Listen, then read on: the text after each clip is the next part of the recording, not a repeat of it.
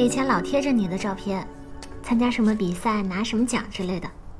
哎，我在玲姐家跟你说的那些话你还记得吗？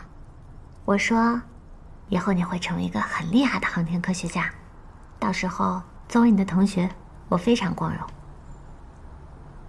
记得。但其实不是这样的。嗯？不是作为你的同学啊。那什么？其实从以前起，我就有一些奇奇怪怪的幻想。我说出来你不准笑我。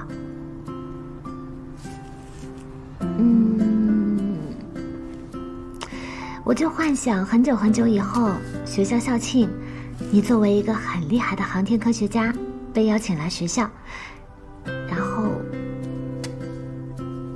我就陪同。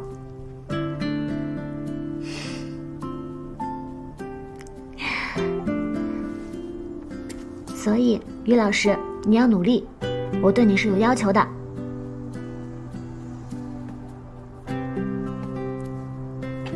晶晶，我觉得有时候，你看我大概有些盲目。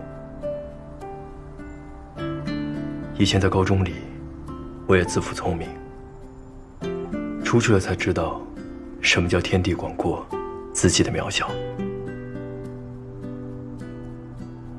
我没有自己想的那么天才，智商也远达不到第一梯队。你说的第一梯队是指？钱学森、克罗廖夫、冯卡门。哦，没事，你继续。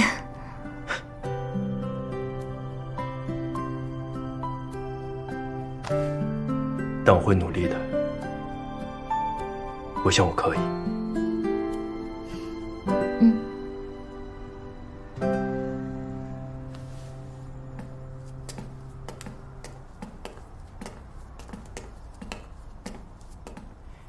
我发现你有成为 BDS 的趋势。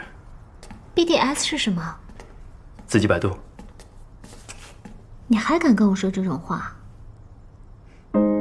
要关门了！你越过星海，携着光而来，我心若尘埃。谢谢大爷。爱别出心裁，烟火被星辰。是那个。我就是那个，谢谢大家放我们进来，生日快乐！我们走了。星空生日快乐！好，回来看看啊！翻涌深海，烟花也想要给星辰未来，只要你在。烟花。